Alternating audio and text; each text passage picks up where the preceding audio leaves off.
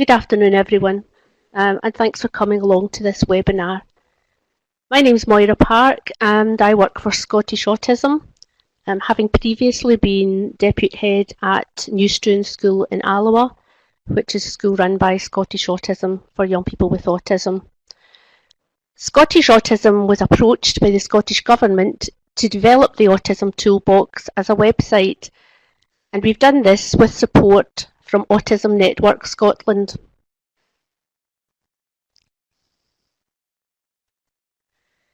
The Autism Toolbox was originally published and sent out to schools in 2009.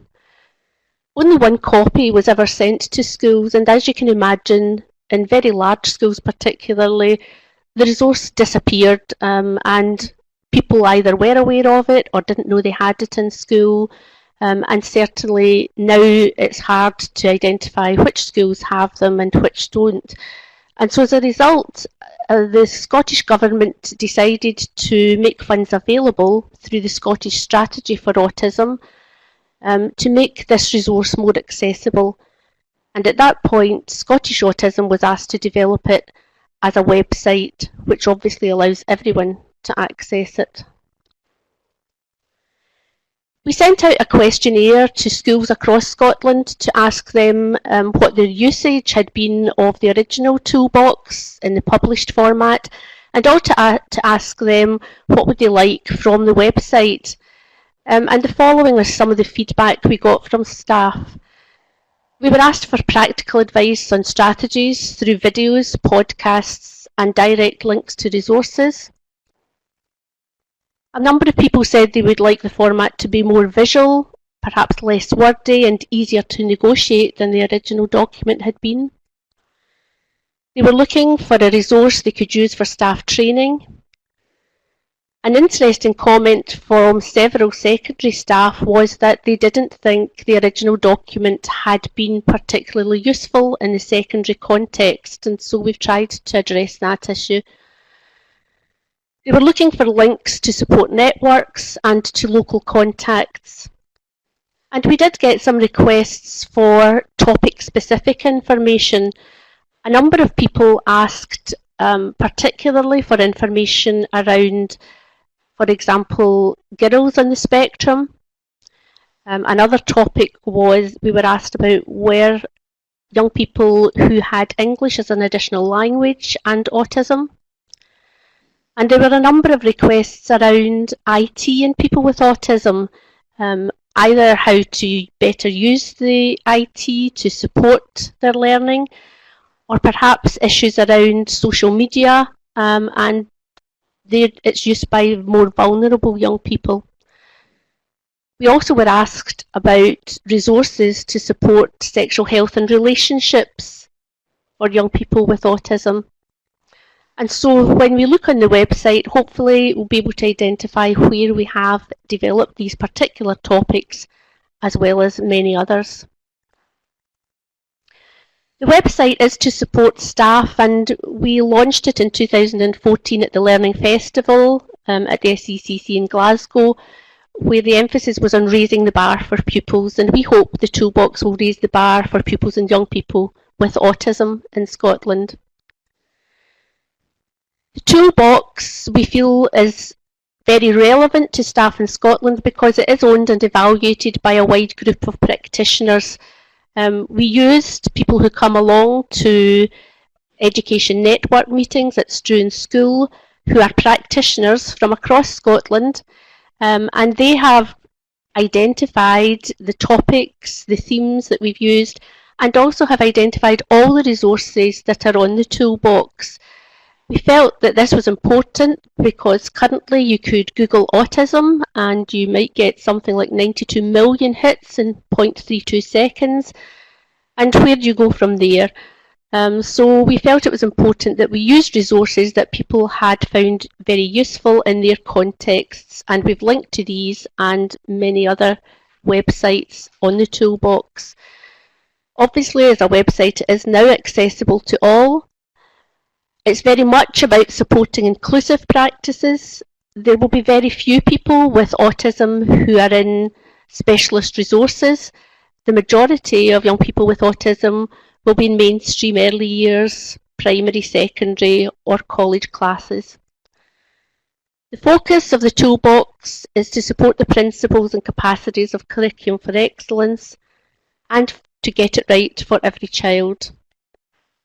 And obviously, as a website, we've been able to provide a forum for continually updating and disseminating good practice, and we hope you will continue to help with this and identify good practice that you're aware of that could be included on the toolbox. Temple Grandin, a well-known person with autism, says that when we're looking to support people with autism, there is no single magic bullet.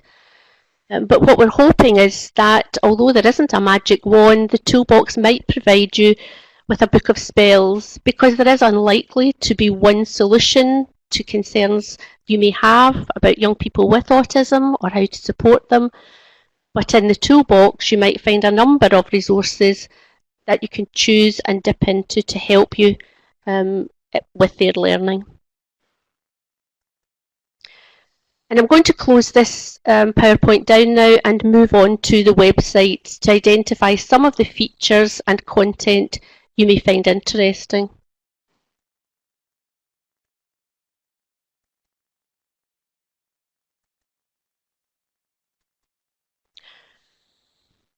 Hopefully now you can see the website.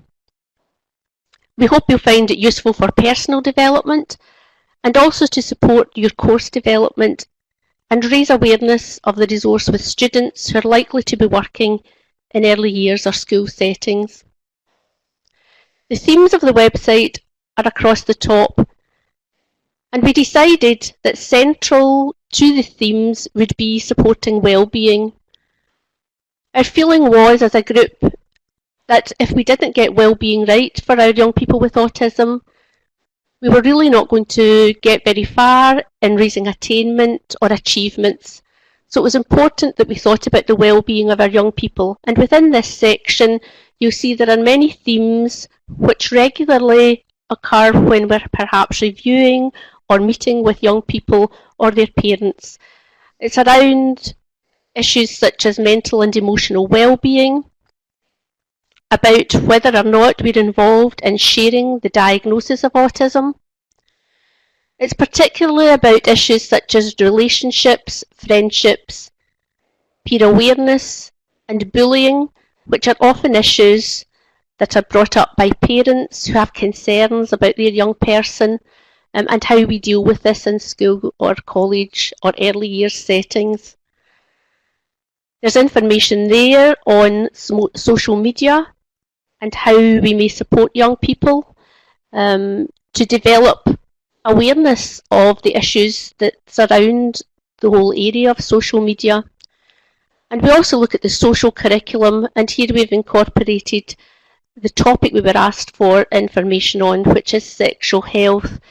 Sexual health split into a number of subtopics, and if you did print off the handout, which has website content, if you turn over to the back, you'll see that the subtopics for sexual health are listed there.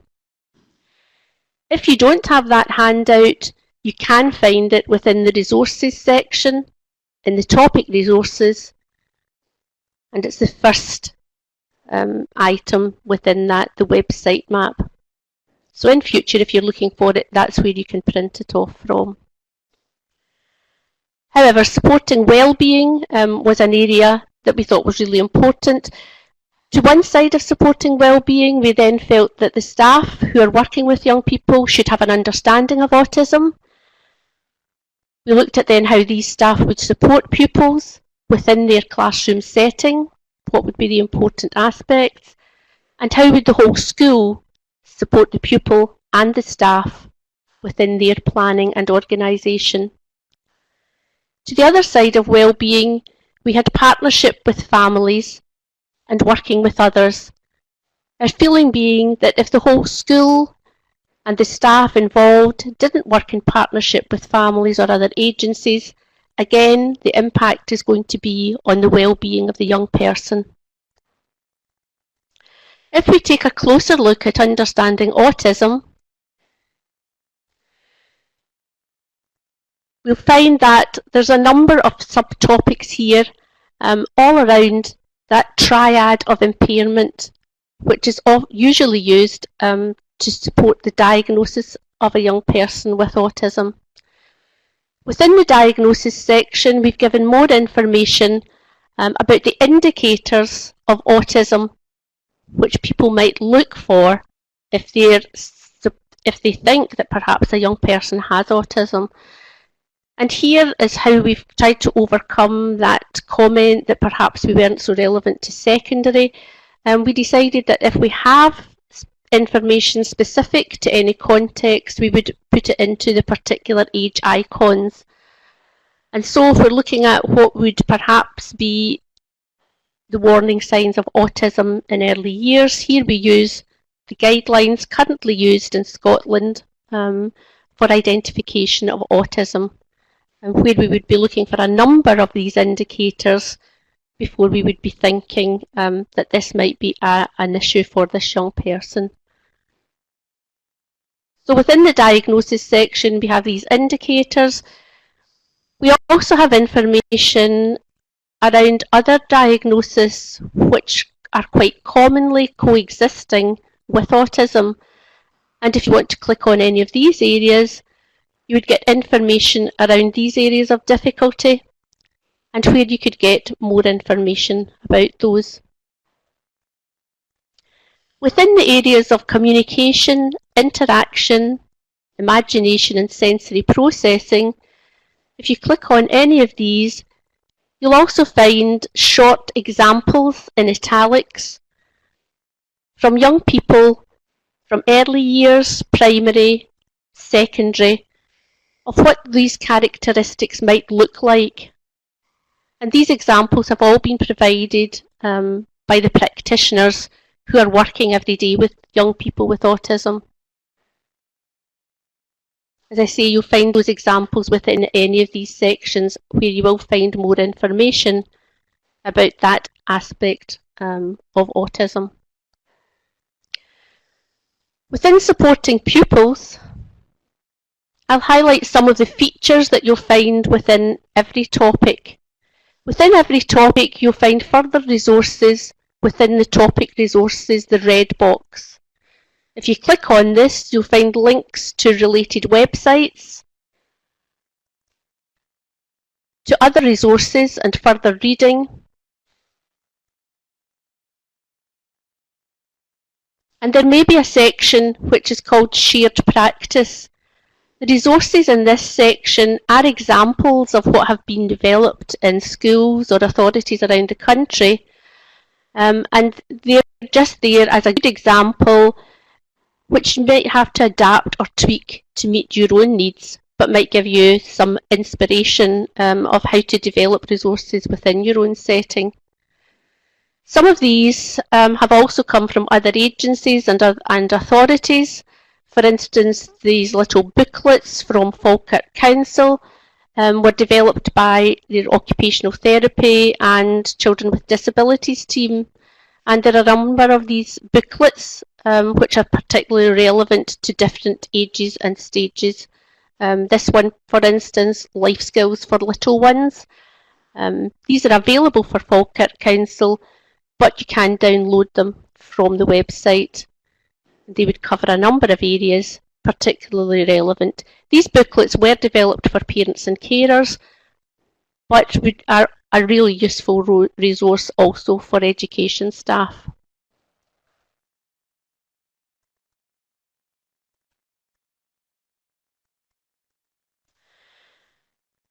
So all these resources are within the topic resources sections of each topic. If there is relevant information within Education Scotland, you can click on the green box and it will take you directly to Education Scotland website and the relevant area on that website. We also have, again, age icons with resources relevant to these contexts. And we did think that the learning grids from the original toolbox were such a useful resource that it was worth transferring them onto the website. So the learning grid again gives you an example of this, how this characteristic might impact on young people you're working with. And the area that it would impact on is on the left-hand side, with some suggestions as to how we could respond to that need on the right. And it gives many examples of the impact of autism. This one obviously within supporting pupils. All of the learning grids can be found within the resources section.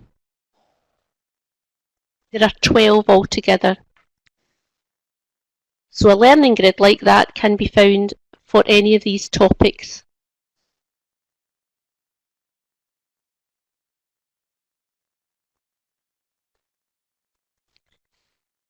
If we go back to the main page for supporting pupils, if you were fond of the original toolbox and feel that you would still like to refer to it, again, this should open up at the relevant page within that original published document.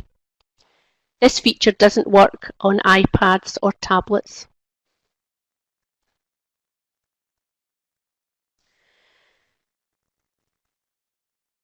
Within the topics and the theme of supporting pupils, this is where we put information around pupil profiles, and also around the request we had for more information about girls on the spectrum or young people who have English as an additional language. We've also looked at classroom environment and organisation and how visual supports can be very important supporting young people with autism. And we've looked at collaborative working, which is about the adults who are working together to support a young person with autism. ICT again was an area we were asked to consider in more depth, and again ICT had a number of subtopics, which if you have that handout you can see these topics are listed on the back of the handout. An area that we were keen that we considered seriously and took a lot of time over when we were developing the toolbox was looking at behaviours and the impact of behaviours on young people within education settings. And here we decided that we would look at the behaviour as the iceberg, where the behaviour we see is the tip of the iceberg, and really to address that behaviour we have to look underneath at the underlying reasons for the behaviours that we are finding challenging. And we decided to look at this through case studies. And so for each age group, we've taken 3 or 4 case studies, again taken from practitioners, of common behaviours that can be challenging within the particular setting. And so here we have the case studies for early years. And if we choose just one of them, the format is the same for them all. We have the scenario, what's happening, what's being reported as being the tip of the iceberg. And here we have some reasons that may be the cause of Daniel's behaviour, and some suggestions as to strategies or interventions we might use to support. And we may choose one of these to start with to see if for Daniel, and knowing Daniel's profile, this may be something that we could work on. So all the case studies within behaviour would look very similar to this. It was interesting when we were putting the website together at where people went to get information about autism, and this particular website is an Australian website, which we found really interesting. I hadn't been aware of it, but many other staff had used it, and it is split into resources and information strategies for pupils in early years, pupils in primary, and young people in their teenage years. And it's a really useful website to access and is linked to many of the topics on the toolbox. For class teachers who are supporting young people with autism, it's important then, if we move on to whole school planning theme, that the whole school is involved in supporting them and that young person. And I'm not going to go through all the areas of whole school planning, but one that you might find particularly useful are the resources linked to staff awareness and training, because all staff should have some awareness and information about autism if they're supporting a young person. And here we have a number of websites, and I'd just like to highlight one or two. The Autism Education Trust is an excellent website which has been developed by the National Autistic Society and the Education Department in England, and it has a number of frameworks that you can use either to look at your own practice and consider areas that you might need to develop or have a better understanding of. It's split into early years, school age, and post-16. And it also has standards for schools to evaluate their practice, and again has standards relevant to early years settings, school settings, and post-16 settings.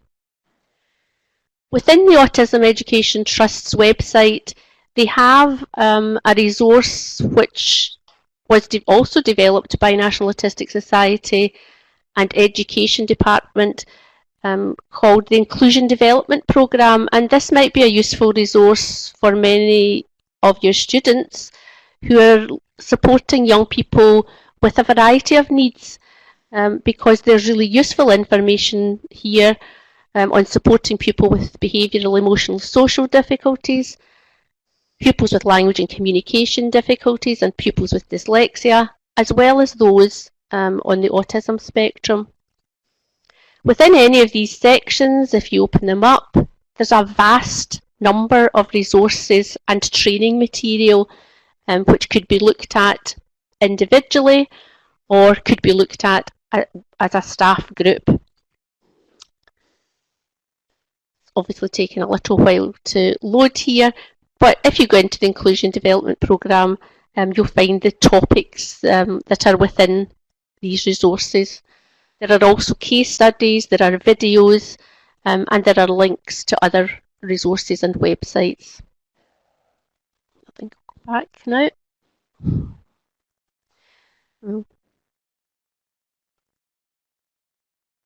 It's decided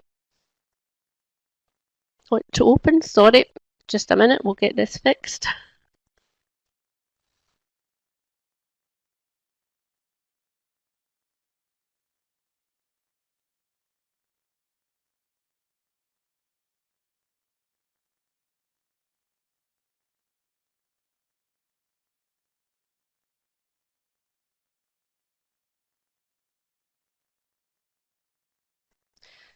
Sorry about that, seem to have managed to close it down there.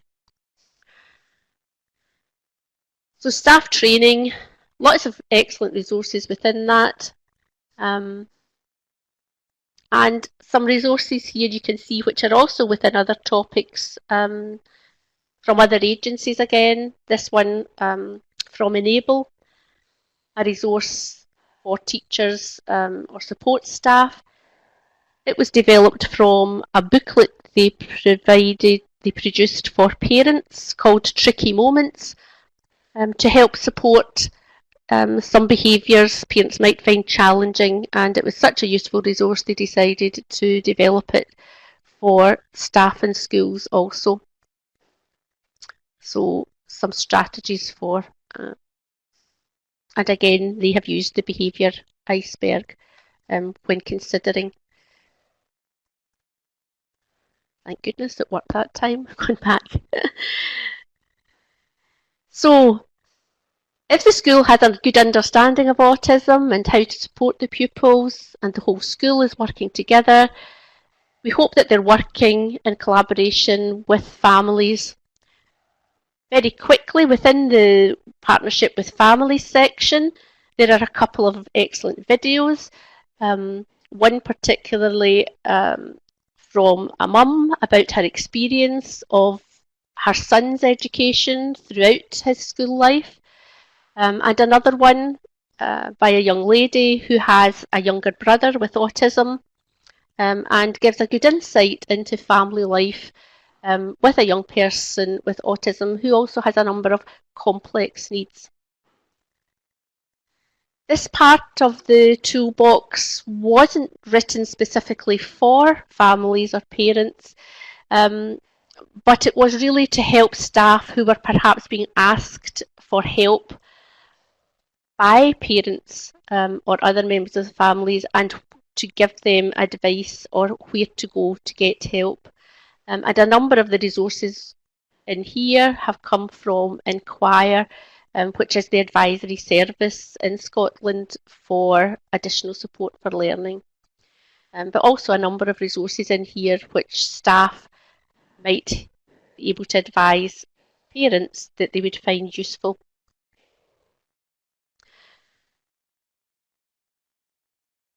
As well as working with families, we hope that staff are working with other agencies, and when we're looking at who's going to be involved with young people, this section is very much written around the principles of GIRFEC, an interesting area which might be useful, particularly for some young people or adults who are going into settings where they might be involved in reviews or involved with other agencies. They might want to know what's the role of the different agencies or professionals who are going to be involved. And here we've put a list of a huge number of people who may be involved, but it may be you're going to a meeting and wondering why somebody was involved, from mental health, perhaps what the role of a play therapist would be. And if you click on this, you'll find further information and where to get more information about these different professions who may be involved.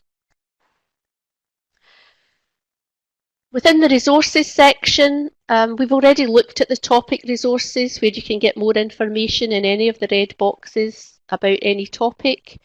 The shared practice documents that we talked about that have been sent in by schools or authorities are within the shared practice section, standing alone. Any reading material from the topics is within the reading list. The learning grids, we've shown you the 12 learning grids, which you would find really useful to look at. The videos are here. And the only thing that we didn't look at here were the interventions and approaches. And sometimes if you're working with a young person with autism, they may be using a particular approach. And what we've done is we've set out the most common ones, again within the drop-down menu. And here you'll find out more information about any of these approaches or interventions, and also links to where to get more information. And if the approach isn't within this section, you may find more information from Research Autism, which provides an objective look at the research that's around related to any intervention or approach. And you can find that out by clicking on the Research Autism button. And really, hopefully I've taken you right through the toolbox. On the home page, can I just say that if we add anything new to the toolbox, you'll find that information in the What's New page. So for instance, we've put on links here to the resources from the National Autistic Society for Autism Awareness Week, which is this week. We've put on links which have been sent to us for some new resources for safer internet, around child bereavement.